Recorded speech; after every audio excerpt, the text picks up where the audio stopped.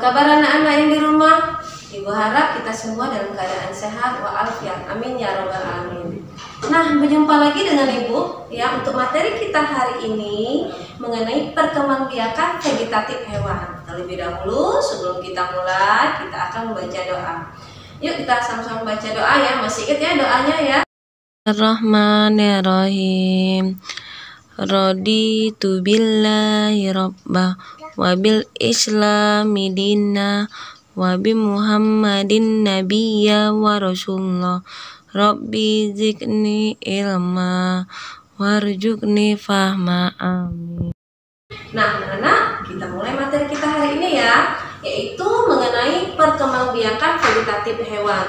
Buka buku tematiknya halaman 72.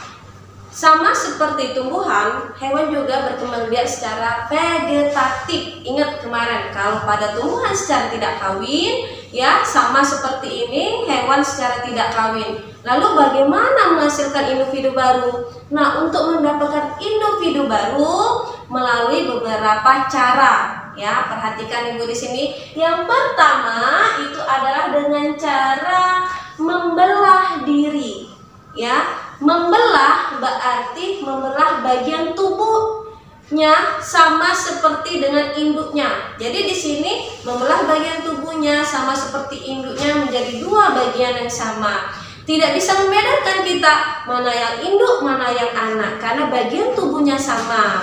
Apa contohnya dengan cara membelah diri? Ingat, hewan yang dapat melakukan membelah diri, hewan yang memiliki satu sel.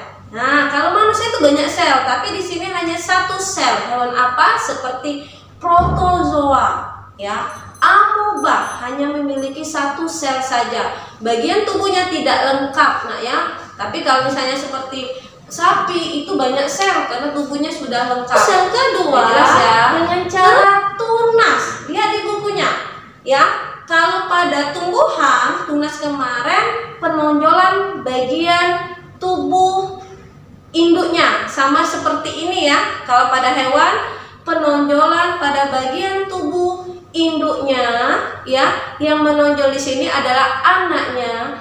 Anaknya nanti kalau sudah mandiri, dia akan melepaskan diri dari induknya. Nah, membentuk individu baru, itu yang disebut sebagai tunas. Hewan apa yang berkembang biak dengan cara tunas? Yaitu adalah hidra, anemon laut, ya, paham ya, hidra dan anemon laut.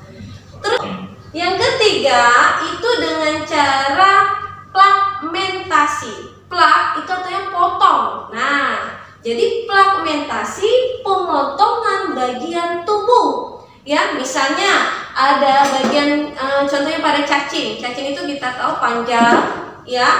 Atau di sini cacing bagian tubuh kepalanya itu akan terpotong, nanti di situ akan muncul kepala lagi. Nah, bagian yang sudah terpotong tadi, bagian kepala tadi, dia akan muncul baru lagi badannya. Jadi banyak ya, ini pemotongan bagian tubuhnya sendiri sehingga menghasilkan individu baru. Contohnya pada cacing atau yang dikenal dengan planaria.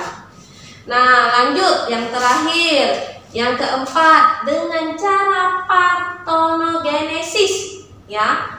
Parthenogenesis, ya, ini tidak melalui perkembangbiakan yang dibantu oleh jantan, ya, sperma. Dia menggunakan tubuh induknya sendiri. Berkembang biaknya dengan cara bertelur, bagian tubuhnya sendiri nak yang menghasilkan telur tanpa dibuahi oleh sperma, ya, alat kelamin jantan. Contohnya apa hewan yang melakukan parthenogenesis? Yaitu adalah komodo. Nah, anak-anak ibu, ya, tadi ada berapa cara perkembangbiakan secara vegetatif? Ada 4 cara. Yang pertama membelah diri, yang kedua itu adalah tunas, yang ketiga itu adalah dengan cara fragmentasi, yang keempat dengan cara parthenogenesis. Sudah jelas nak ya? Nah, jika tidak jelas nanti tanyakan dengan gurunya masing-masing. Tetap semangat belajar di rumah. Ibu akhiri sampai di sini. Wassalamualaikum warahmatullahi wabarakatuh.